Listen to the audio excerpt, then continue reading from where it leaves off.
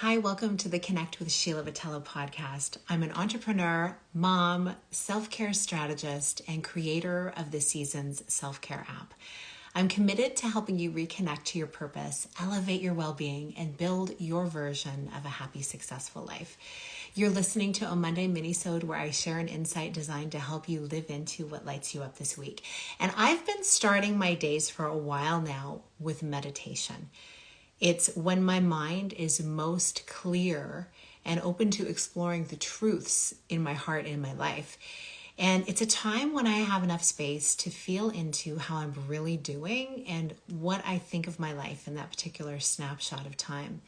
Now, sometimes a vision of what I'd like to see comes up, and sometimes it's some scenario that I'm resistant to or I'm feeling fear around. It can be an emotion, it can be an old memory, and sometimes it's as simple as a word coming up. So the other day, a word came to me, and that word was regret. Now, regret is a really loaded word, and when I look back over my last decade of life, I see a lot of times where I was trying to feel a sense of safety and control. And I had experienced the loss of my sister in 2013. You may know the story from past episodes. And just when it'd feel like I'd found my footing, some healing and some peace about the future, maybe, like another devastating loss would happen. Some of my loves would seriously go through struggles. One of them left, and there were more people who passed away. And it's something we don't like to talk about often, as I just feel like this is something that is true for a lot of us. We want to focus on moving forward, on staying busy, and not really being present in those emotions because it hurts, right? Those are really deep experiences. And there's some that, like, as a human, you're always going to experience it at some point. If you haven't yet, it will come. And if it hasn't happened to you, it's happening in your circle at any given time where people are going through things. And it's uncomfortable and we don't know what to say. We don't know how to best comfort each other. We often don't even know how to cope ourselves and how to comfort our own selves.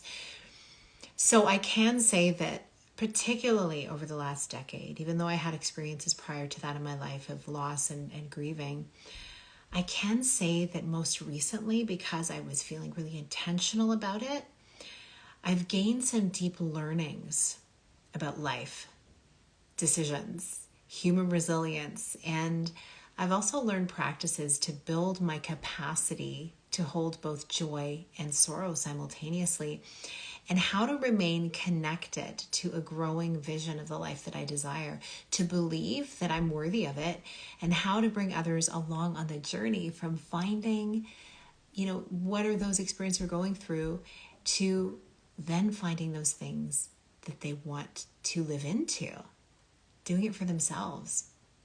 And there have been many hurdles emotionally and logistically that I've had to overcome and that I'm in the process still of overcoming. I think this is a lifelong thing, right? We can't get away from it in this human life.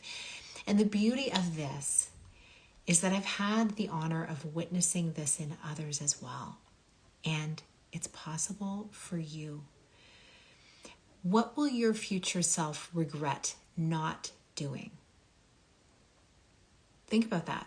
Once you take a step into a dream of yours, a portal of possibility opens up and you see a little bit further than you did before. You see a different action, a different result. And if you consider what you'll feel like at the end of your life, looking back on how you lived and all the experiences you've had, what will you most regret not doing? Sometimes we can regret things we did, but what would you regret not doing?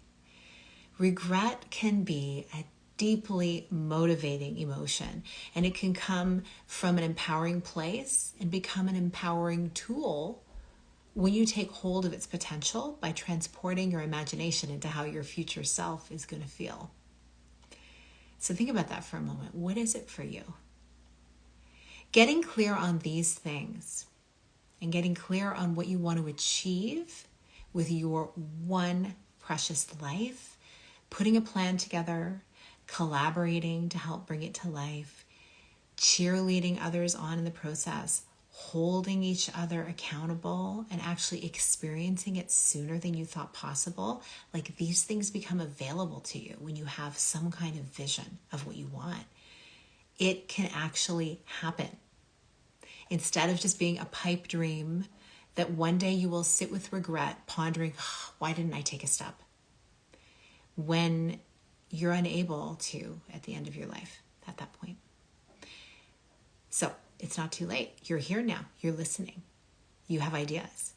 So let's take the messy actions together, shall we?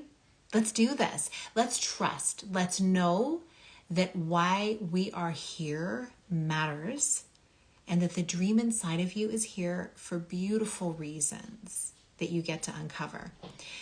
This is the experience I'm inviting you into in the Seasons Collective, a place for you to step into the next phase of your life or business evolution in a community that places a high value on personal growth, connection, and making a positive impact in the world without burning out. It's for the woman who owns her worth and who wants to serve from a place of overflowing energy and well-being. Her impact is amplified in the way that she's nourishing herself in her body, her mind, and her soul. To learn about how you can be part of this community, go to the link in the show notes for the details. If you're watching this on YouTube, go to the link in the comments. Everything's there for you. I would so love to see you inside. Thank you so much for listening to this episode. If you got something valuable from it, please tag me on social media, because I love to shout out the messages you tag me in. And on my Q&As, I often will bring in listener questions and comments. It means the world to me that you listen to these episodes. So when you're rating, reviewing, or sharing them, it really helps spread the message of going for your version of a life of more to those who need the encouragement. I'm so looking forward to seeing you on another episode. I really appreciate you. Have a beautiful rest of your week. Big blessings.